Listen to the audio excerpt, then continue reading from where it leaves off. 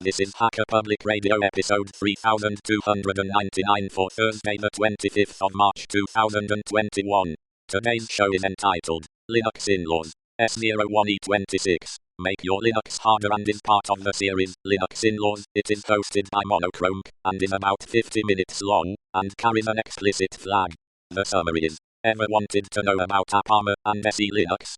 Then this is your show. This episode of HPR is brought to you by archive.org. Support universal access to all knowledge by heading over to archive.org/donate.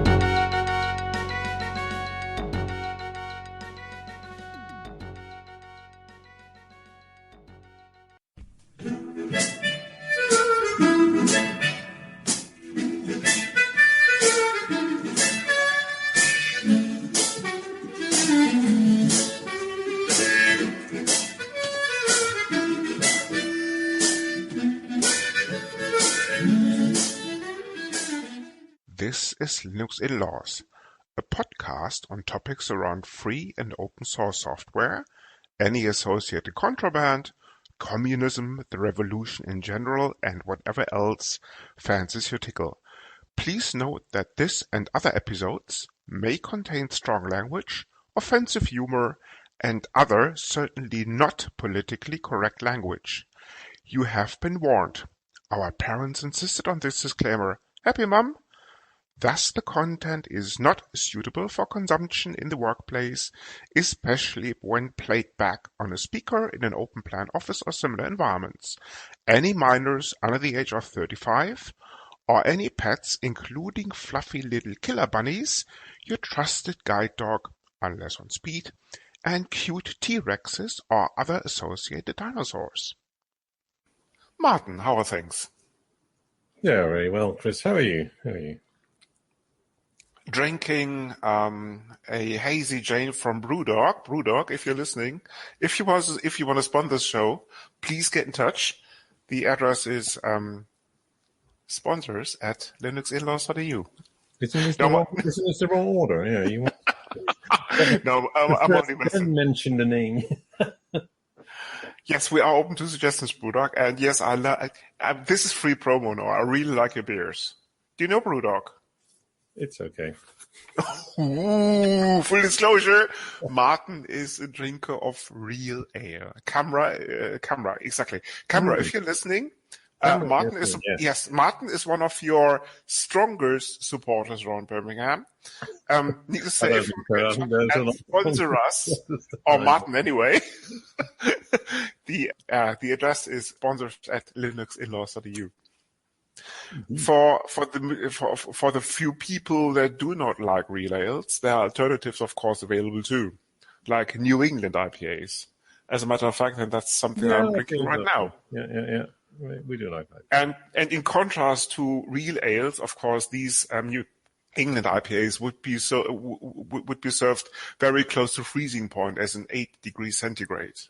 Anything of course, whereas real ale drinkers prefer their beer around 20 degrees, as in just room temperature or something.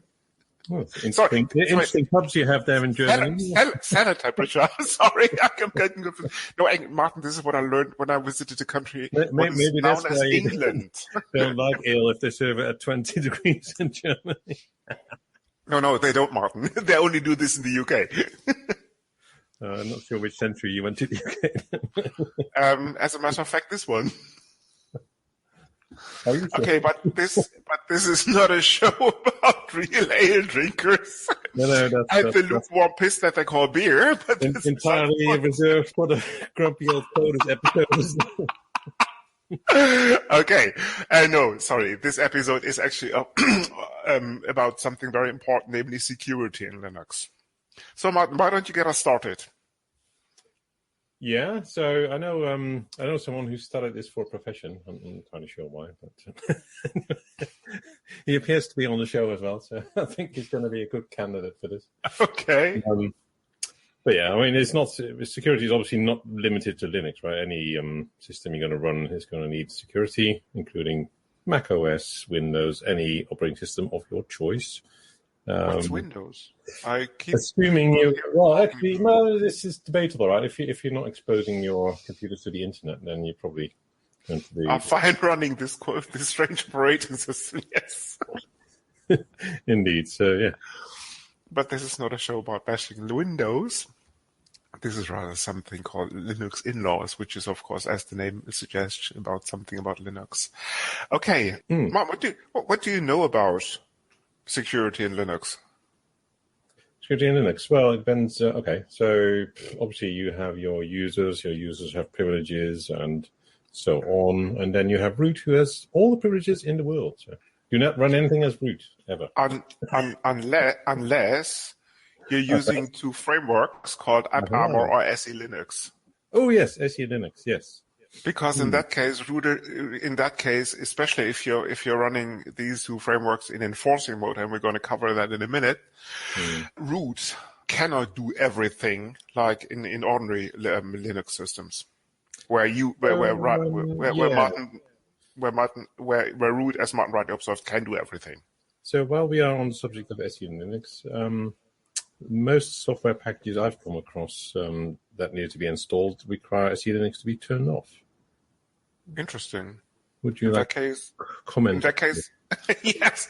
In that case, don't use them in production. That will be my recommendation on this. No, I mean, this include that is enterprise. Martin, I thought we didn't want to go down. Martin, I thought we didn't want to go down this commercial route. Let's leave that BrewDog, right? No, Martin. Why would that be poor design if you have to turn off SELinux if you want to run that software? Well, it's okay. So there is obviously off, and there is off during install, right? Which those are the two kind of distinctions to make, I think. Well, off during install is probably great. But before we go into these details, let's cover some of the basics. Good idea. Do you know what discretionary access control is? So that's really leaving it up to the user to define his the privileges to his objects, whether they're files or ports or whatever they are, right? So, hence, yes. Go ahead, sorry, Martin.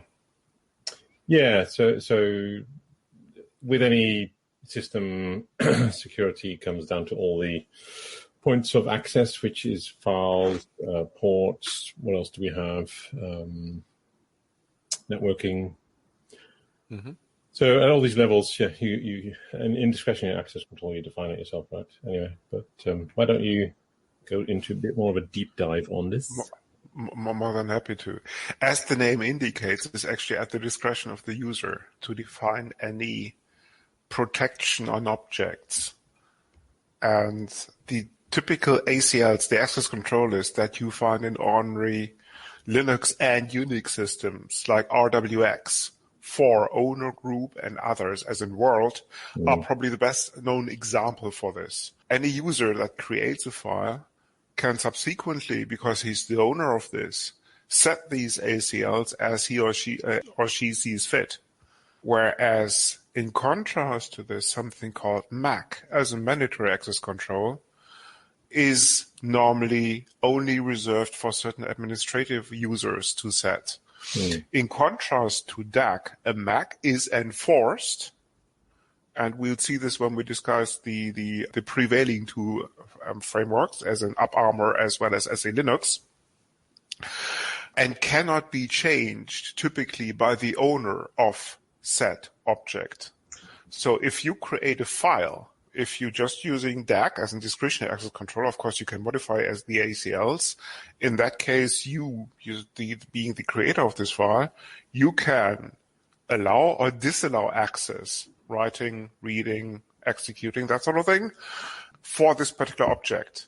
In contrast to this, if you're using a mandatory access control, a system administrator does this for you, i.e. you yourself do not necessarily have the permission to change these access types.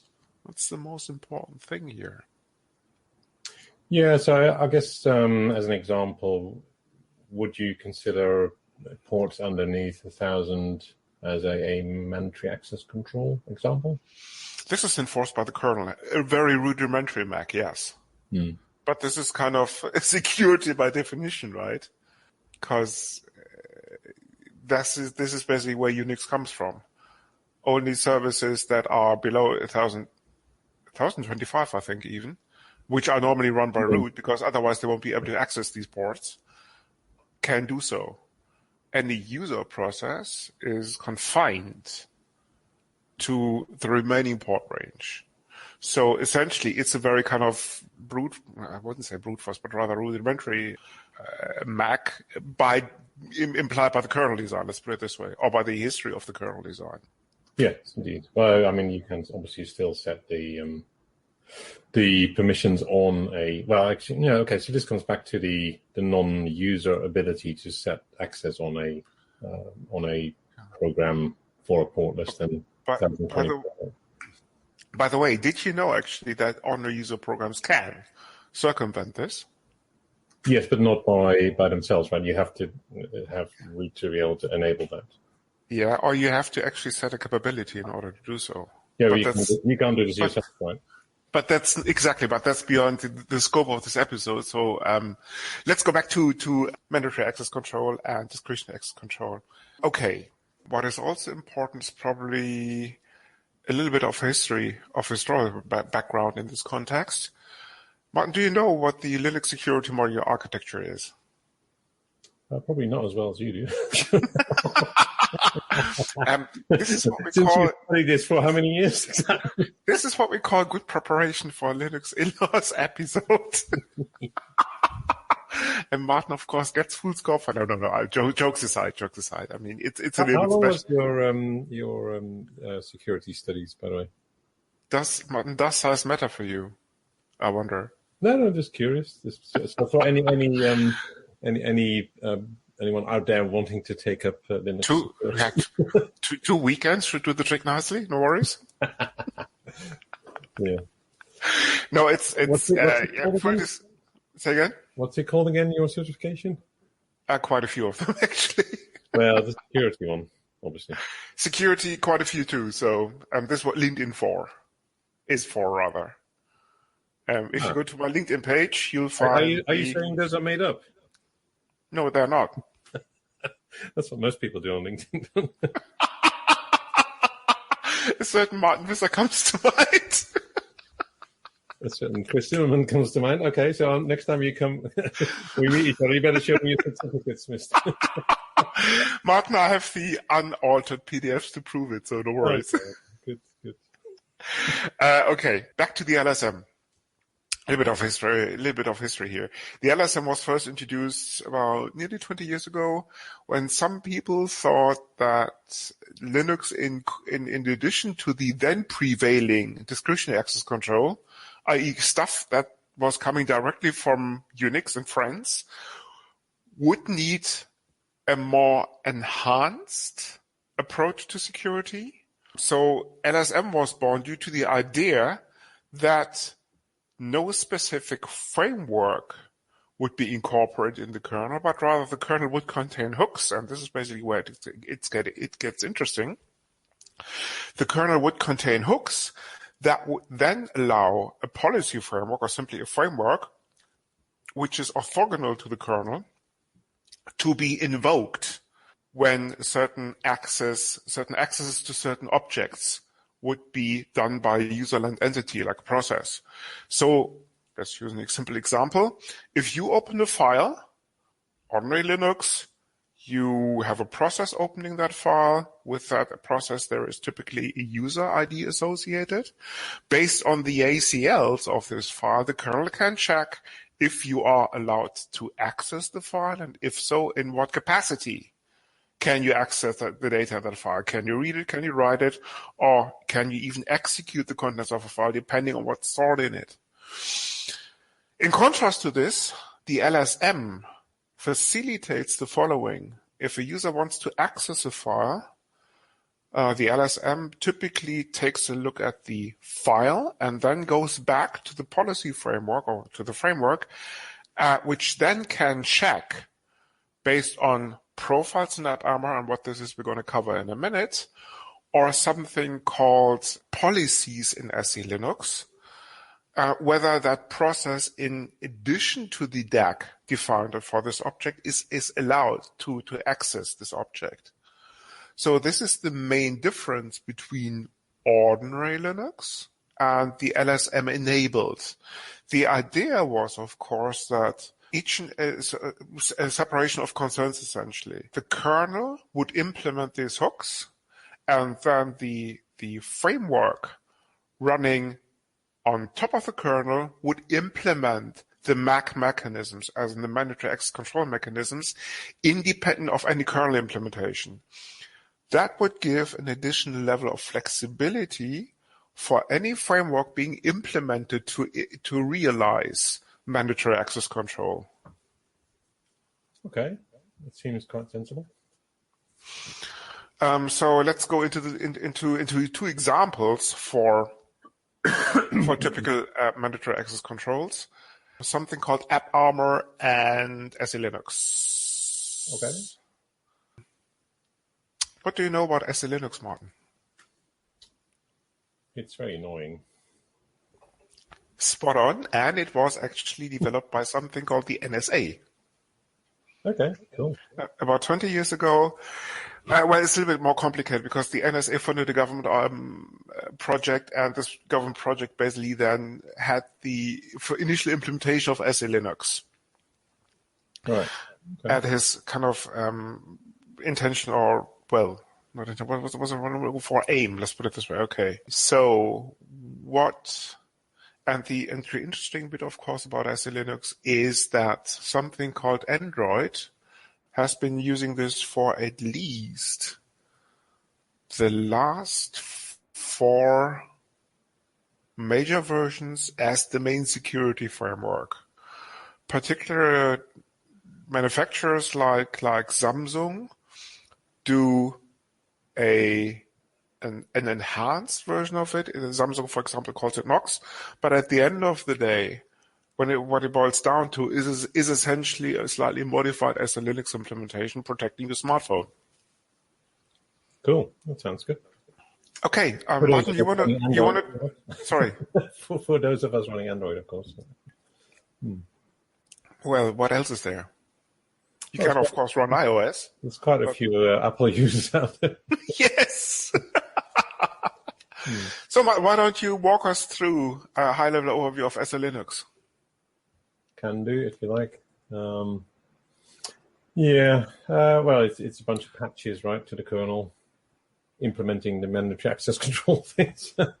Well, that would be the LSM, and then yes. Yeah, Sorry, go ahead. Enforcing or mandatory, and what else is the other one? Is there another option? Permissive. Permissive. Thank you. Yes, I was thinking. You're welcome. Yeah. So those are the 3 main settings for SELinux, I think, from memory. Yes. Exactly. Yeah. So, what else would you like to know? What typical entities SELinux defines? Well, it's about policies, isn't it? Yes. There's the main difference, or one of the main differences, let's put it this way, between something called AppArmor and SELinux is, is that SELinux defines something like a role-based access control model, also known as an RBAC.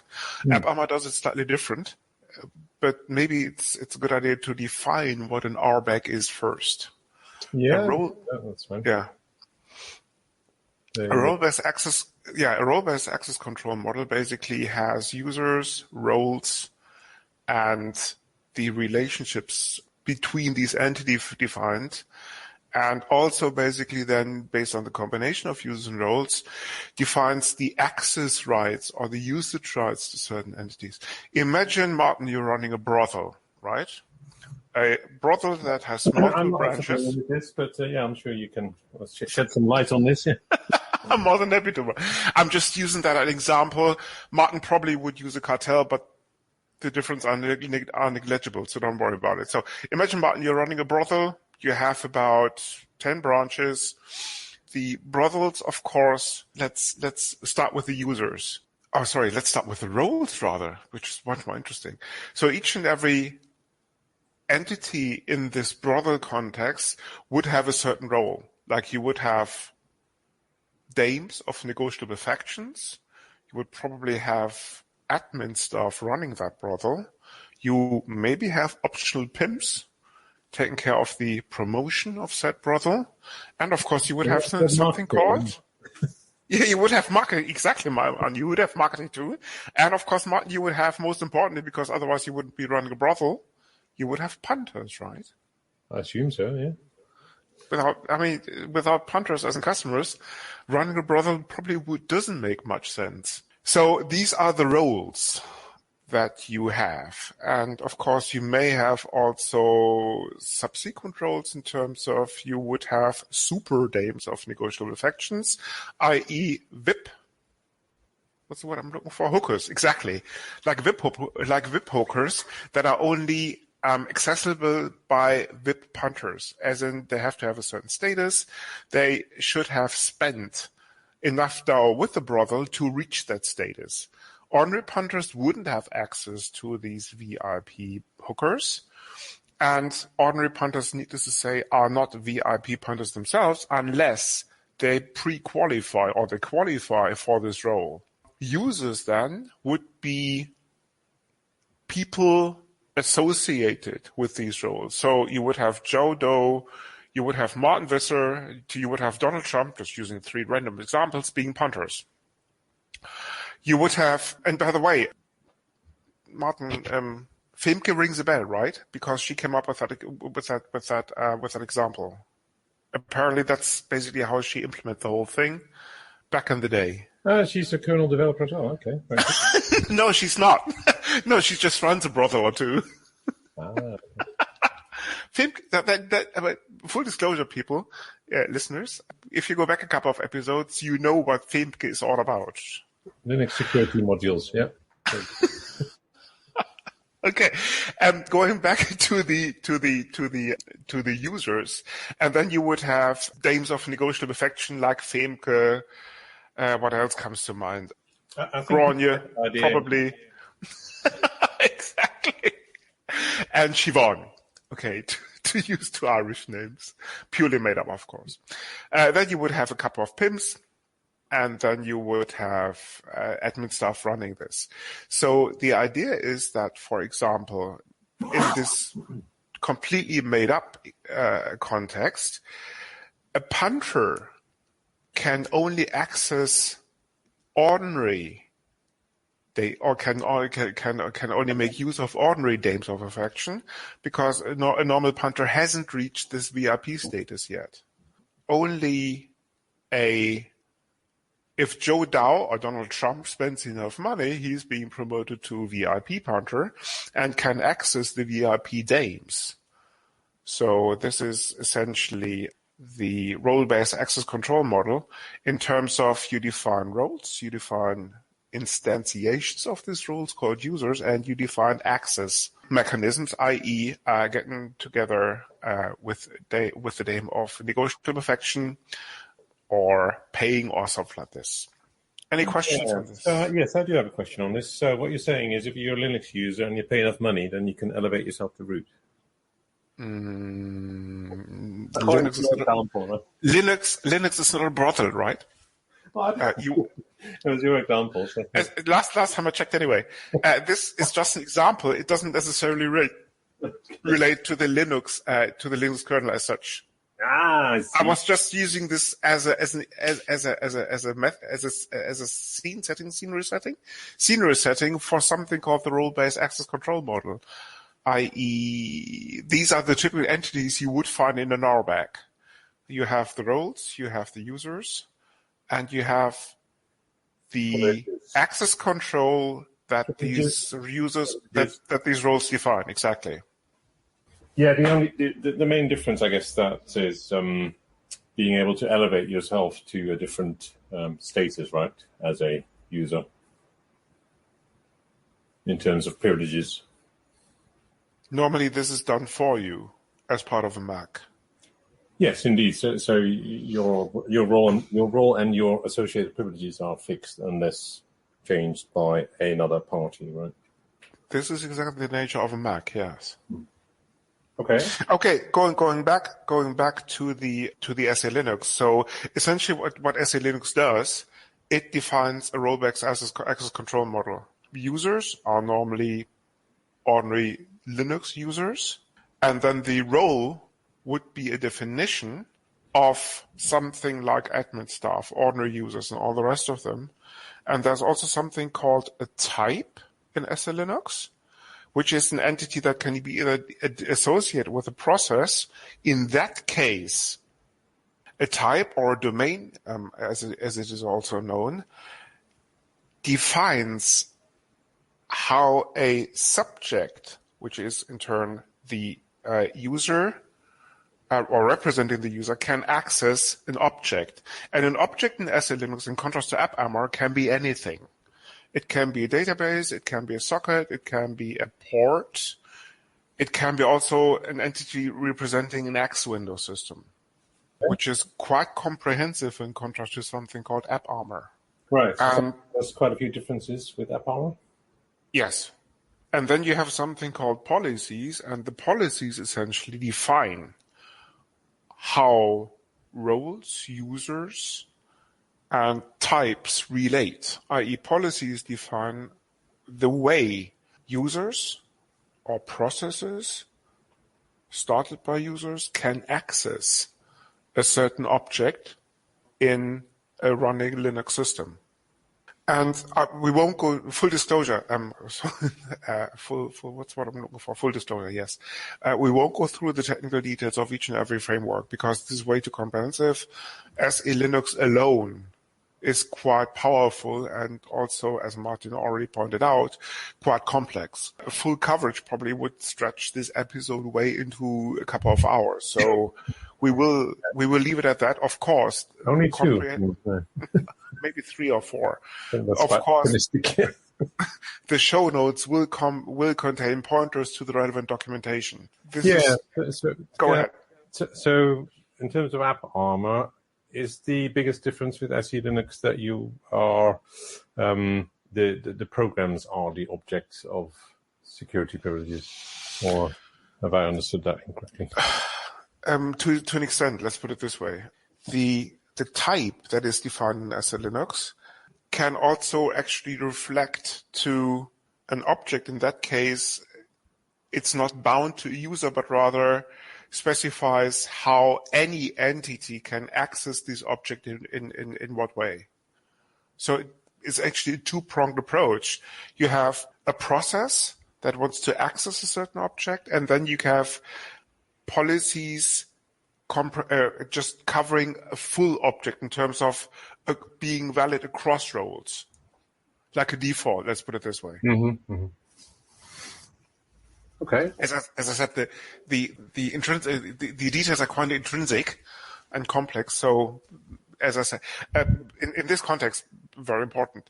SELinux has a great wiki that gives you a very comprehensive introduction to the subject. Without getting lost in the details, let's put it this way. Of course, the links would be in the show notes. In contrast, and most importantly, SELinux, in contrast to AppArmor, defines actually modified utilities. 2 examples, ls and ps. If you specify a -z with both commands, you actually get what is known as a label. Can I just check, is this a Z? Or? Yes, Z, exactly. Okay. Sorry. Z in American English, Z in British English. Just checking. and this command line option, or flag, gives you basically, prints out the label, which is a combination of the entities that I just explained. Okay, that's useful. Right, why don't you tell us a bit more about AppArmor? It's used in SUSE and Ubuntu, and there's a wiki. That should be sufficient. Is this is not running on Android then, is it? No, it's not. Okay. No, jokes aside. In contrast to SELinux, AppArmor is less complex, let's put it this way, but also less powerful. The equivalent of a policy in SELinux is something called a profile, and there's also the main difference that typically a profile is associated with files. Martin, does Plan 9 ring a bell? Plan 9. Cloud 9 does. No, Plan 9. Plan There 9. was a movie called Plan 9 from outer space. Should that not? Doesn't ring a bell, no? No. Should that not be Planet then? No, does Plan 9 in terms of operating systems ring a bell? Nope. No, it doesn't. Okay. You heard about an operating system. You heard about an operating system called Unix. Vaguely. Keep going. Vaguely. Quite a few people who implemented the original Unix operating system, i.e. System 5, continued to onto something called Plan 9. And Plan 9, in contrast to the original Unix, had an important property. And a guy called Linus Torvalds essentially just stole it or borrowed it and never gave it back. Yeah. Each and every entity in Plan 9 can be expressed as a path or file. You'll see this actually if you take a look at modern Linuxes. Yeah. Where you have something called a procfs, a process file system.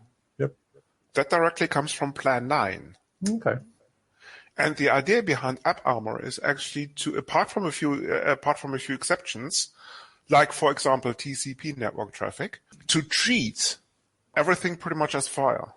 Okay. So profiles, which again are the definition of how a user / process can access an object / file, are just basically relating, as I said, mostly to files. Yep. And this is one of the main differences, where SELinux has quite a comprehensive role-based access control model. AppArmor keeps things simple. For example, it doesn't define a full role-based access control model, but rather it just defines how users or processes can access, in the majority of cases, files. Mm-hmm. So if you want to do a full RBAC for AppArmor, actually you have to combine PAM, as in the pluggable authentication module system, typically found in Linux, with AppArmor, because that only that combination gives you a full RBAC. Okay. But you say it's limited to Ubuntu and SUSE. These would be the two prominent distributions that use it. Full details are on the AppArmor project side, also referenced in the show notes. Okay. So, why did they go the AppArmor route? Better ask Mark Shuttleworth. Jokes aside. No. We could get him on the show. If you're listening, yeah. Mark, there was a mail that I sent to you last August. You never replied. Anyway, it doesn't matter. Both frameworks have their pros and cons. AppArmor profiles are inherently easier to maintain, but also less complex. In contrast to this, distributions like Red Hat, like CentOS, like what's called Scientific Linux, prefer the complexity and the powerfulness of SELinux over AppArmor. Needless to say, both frameworks are available on the majority of Linux distributions. More often than not, as part of the standard repositories. So, as usual with open source software, you are free to choose as you see fit. Both frameworks have their advantages and disadvantages. It's just the case that some distributions prefer SELinux, some distributions prefer AppArmor. Well, it sounds like AppArmor is limited to only a few. Well, the main difference basically being that AppArmor doesn't define a full role-based access control model, whereas SELinux does. You don't have the choice if it's not available on say, a CentOS or Red Hat, right? It is. Okay. You just have to install it. No, sorry. No, it's just that certain distributions have a preference for one or the other. Okay. And funny enough, actually, I think OpenSUSE is the only RPM-based distribution that prefers AppArmor. Of course, I might be wrong, listeners. If you have different views, the email address is feedback@linuxinlaws.eu. Okay. So I think, does that cover the differences between the two? A full comprehensive discussion probably would take up at least a couple of hours, so we leave it at that, I suppose. Yeah. Okay. But so, are there any other LSM implementations you're aware of? There might be, but I think AppArmor and SELinux would be the two most prominent ones that you see in the wild being used on a daily basis. Okay, cool. I mean, I don't know many deployments, many Red Hat or CentOS deployments in production, that is, that do not use at least some simplified SE implementation in terms of policies. Yeah. I mean, for example, full disclosure, the server behind something called the Linux User Group in Frankfurt is running CentOS 7. And of course has an SELinux implementation in terms of a comprehensive set of policies modified for this web server. Okay. So how long did that take you to set up? We have two admins running this. Jens did most of the work. Jens Kühnel, if you're listening, full marks. Okay. I suppose a couple of weekends, let's put it this way. Right. I mean, essentially, it's a standard implementation plus modified for the particular piece of software that we run in the background. For example, as our CMS, we use Moin Moin. Okay, so any advice for any listeners out there on? Indeed, take a look at both frameworks. Take a good look at the documentation, because both of them can be quite powerful. As usual, basically, it's the use case that drives that decision. If you both frameworks have a certain level of flexibility, goes without saying. If you want to have something easy to set up, flexible, easy to maintain, and with lower implementation effort, but confined in functionality, take a look at AppArmor. If you're not afraid of steep learning curves, complexity, but much more power in terms of the exact definition of security that your use case is looking for, take a look at SELinux. Yeah, that makes sense. But so in your web server example, would you need that complexity, right? That server drives a little bit more than just a web server, so there are quite a few other components installed on this, including, for example, mainnet instance and all the rest of it. And it's running CentOS, so the decision was taken basically to remain with SELinux because it's a standard RBAC framework running on top of CentOS. Okay. Any closing thoughts on this, Martin? Well, to me, from my limited Linux sysadmin activities, I think unless you have a really good use case, I'd go with AppArmor personally. Yeah. A deficiency that can be corrected, of course, given enough time. Yeah, this is quite an interesting concept, isn't it? Time. It's. The good news is, Martin, it has been around for a while. It has been around for a while, but it's also limited in amount. Yeah, not limited amount, but limited amount for those mortals amongst us. Yeah. Indeed. The trouble is, of course, time will outlive the two of us easily. Yes, it's quite good at that. Yeah. Has been since its invention, I suppose. Yeah. They designed that one quite well, didn't they? Who is they, Martin? Explain. Oh, the great time inventor. Yeah. Who's this? I don't know. You tell me. I don't have a I clue. wasn't I there don't at the time, so I can't help you. know. Same here.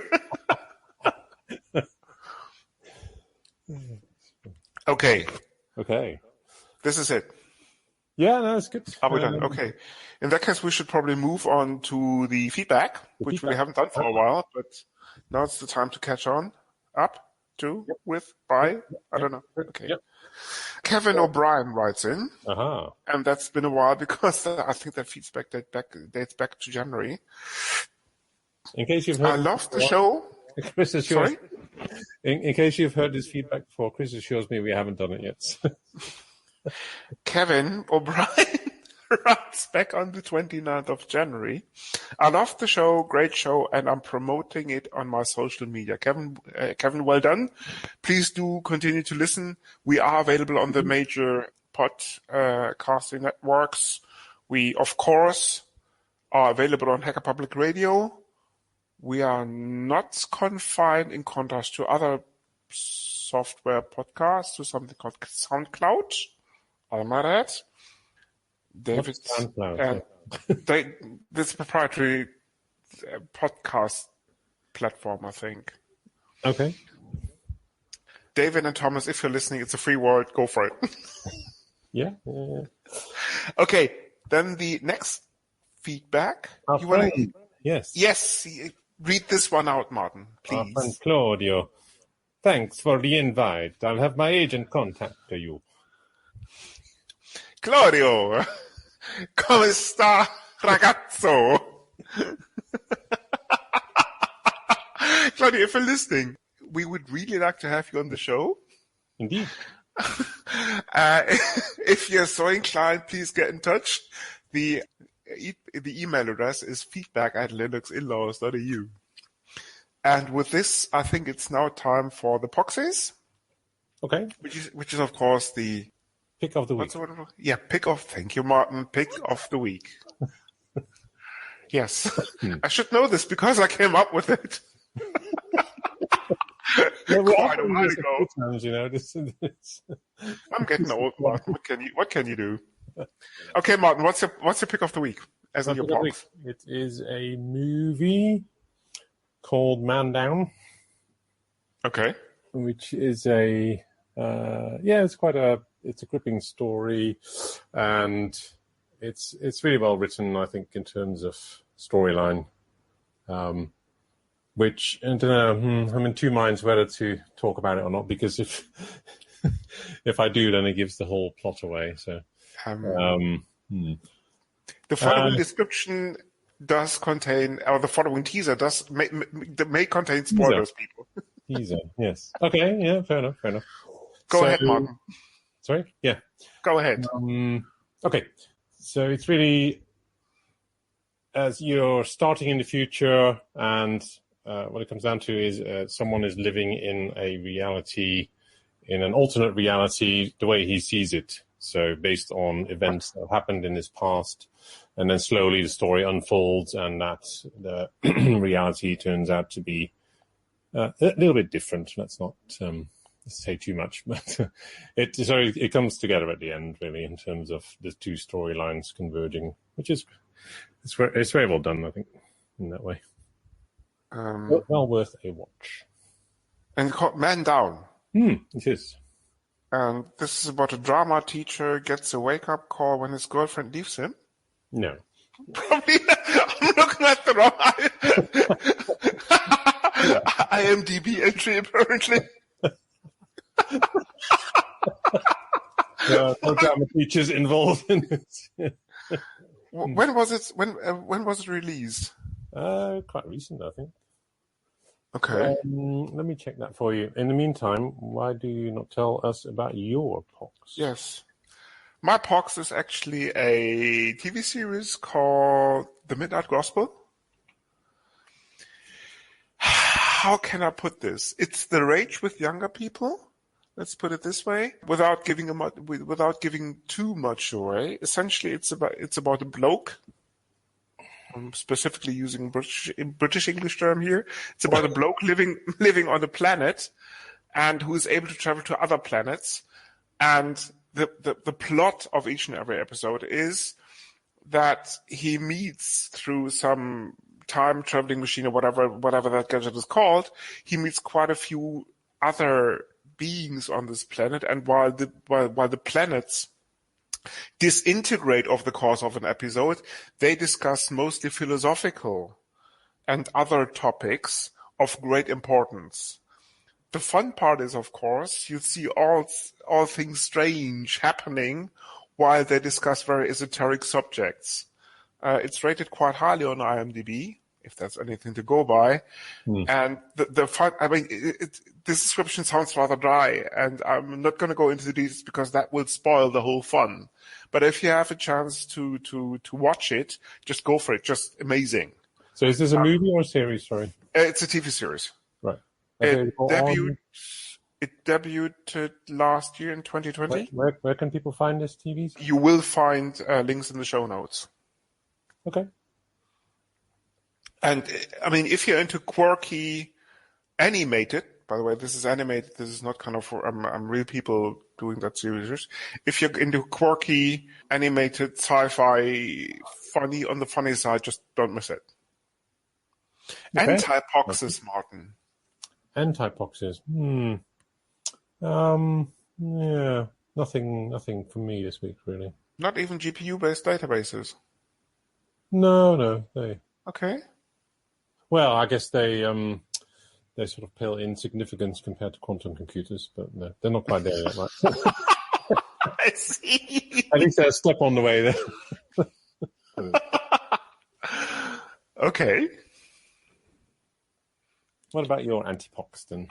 It's a beer called Corona. No,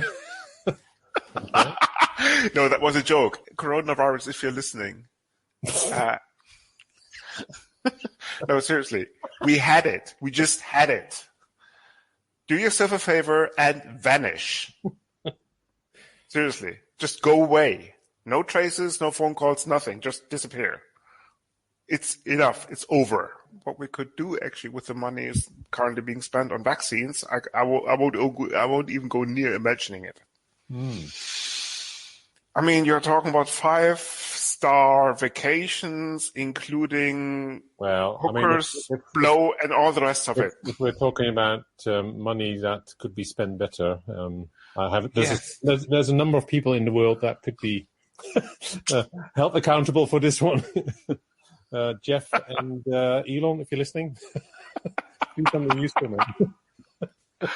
Yes, that will be my anti-pox of the week. Yes. Very good. Okay. Okay. Of course, closing remarks. Of course, we can be found on Hacker Public Radio, where we will continue to broadcast or to upload the show to. Ken, if you're listening, thank you. Thank you, Ken. Yes, Mr. Fallon. We Great do platform. appreciate your hosting services, capabilities, whatever you want to call it. We will be on Hacker Public Radio until we say so otherwise. Any feedback, please. Also, if you have topics for upcoming shows, so we don't have to think up the crap ourselves that we talk about, please feel free, claw your knot to get in touch with us at feedback@linuxinlaws.eu. Yeah. Well, we do have a number of interviews lined up, don't we? So that's quite nice. Something to look forward to. Yes. With Alan Tesla, what's his name again? Jeff and other people. Maybe. Any particular Alans? No, just saying randomly. I don't know. And if we can find the graveyard, we actually might dig up, what's his name again? Nikita Tesla? Nico Tesla? Yes. That chap. I'm not entirely sure for which purpose. We cross that bridge, Martin, when we come to it. I think we should probably leave it there for now. This is, if you know where Mr. Tesla is buried, please get in touch. Please get in touch and feedback. linuxinlaws.eu. Indeed. And with that, Thanks for listening, and looking forward to have you on the next episode in terms of listening to it too. Bye. Bye-bye. This is the Linux In-Laws. You come for the knowledge, but stay for the madness. Thank you for listening. This podcast is licensed under the latest version of the Creative Commons license, type Attribution Share Alike. Credits for the intro music go to Blue Sea Roosters for their song Solid Market, to Twin Flames for their piece called The Flow, used for the segment intros, and finally to Celestial Ground for their song Sweet Justice, used by the Dark Side. You find these and other ditties licensed under CC at Jamendo, a website dedicated to liberate the music industry from choking copyright legislation and other crap concepts.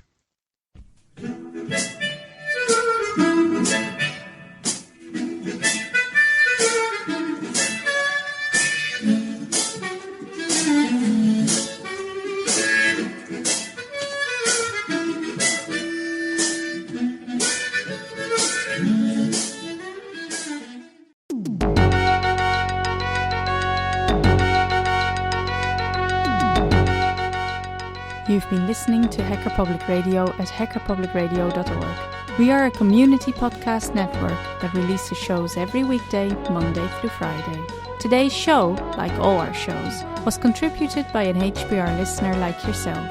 If you ever thought of recording a podcast, then click on our contribute link to find out how easy it really is.